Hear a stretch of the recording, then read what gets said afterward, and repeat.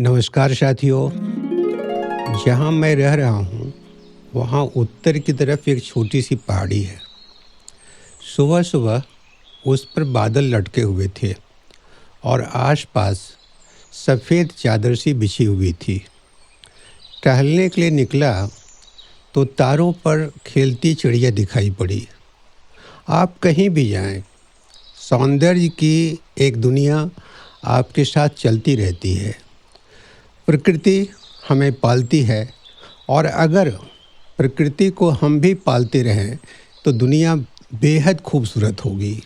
लेकिन हम लालच और अहंकारवश प्रकृति को तबाह करने पर तुले हुए हैं।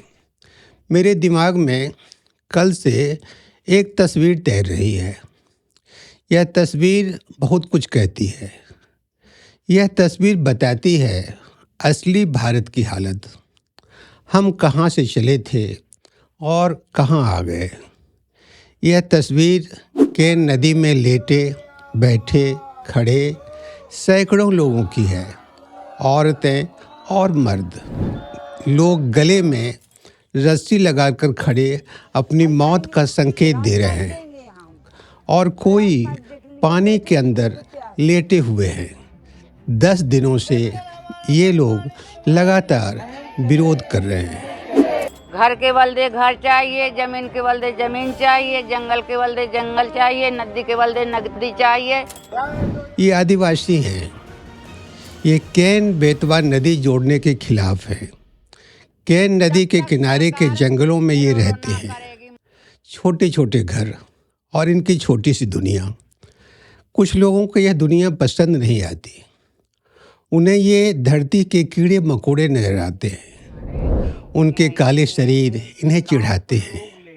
दुनिया का विकास करना है तो इन कीड़े मकोड़ों को बलि तो देनी ही होगी। विकास की बुनियाद में इनकी ही तो लाशें हैं। आगे भी जब जब विकास का रथ दौड़ेगा तो रथों के पहिए के नीचे इनकी ही तो गर्दन होंगी। वोट लेना हो तो सरकार नौकर होती है। वोट मिल जाए तो सरकार खूंखार शेर हो जाती है। सरकार की एक योजना है कि भारत की सभी नदियों को जोड़ा जाए। गजब का अंधा दिमाग सक्रिय है। नदी तभी तक नदी है जब अविरल बहती है।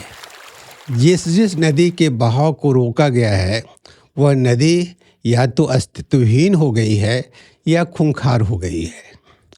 प्रधानमंत्री ने केन बेतवा नदी जोड़ो परियोजना का शिलान्यास कर दिया है। के तहत केन नदी के तथाकथित अतिरिक्त पानी को पन्ना टाइगर रिजर्व के अंदर प्रस्तावित ढोढन बांध से 221 किलोमीटर लंबी नहर के जरिए झांसी के पास बेतवा नदी में पहुंचाया जाएगा।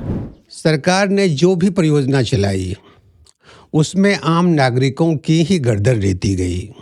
उनके घर उजड़े और उनके बरसों बरस के सामाजिक संबंध बिखर कर रह गए।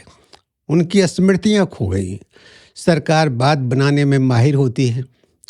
अपने नागरिकों को भरोसा दिलाती रहती हैं कि ज़मीन के बदले ज़मीन देंगे और घर के बदले घर। अगर ज़मीन नहीं दे सके तो मुआवजा देंगे। किसी भी परियोजना में सरकार अपनी बातों पर आज तक खरी नहीं उतरी। मैं कुछ साथियों के साथ पीरपैंती गया था।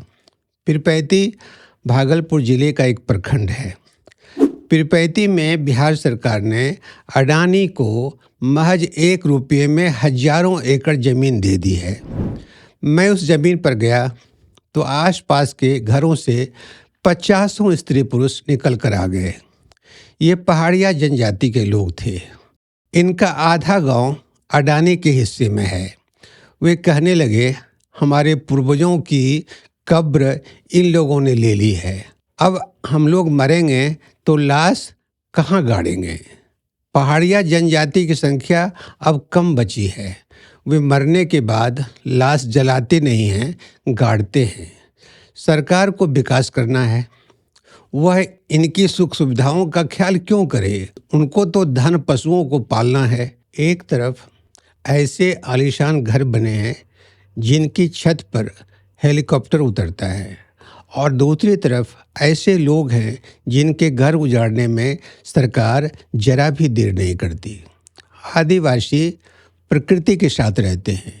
पेड़ पौधे, हरे भरे जंगल, खेत, पशु पक्षी और जानवरों के साथ पलते हैं। उनके बीच ही उनके गीत और नृत्य आकार लेते हैं।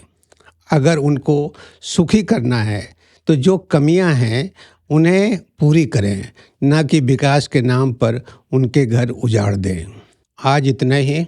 हमारे चैनल को सब्सक्राइब करें, वीडियो को लाइक करें और उस पर टिप्पणी करें, अपना मंतव्य भेजें। आपको बहुत बहुत धन्यवाद।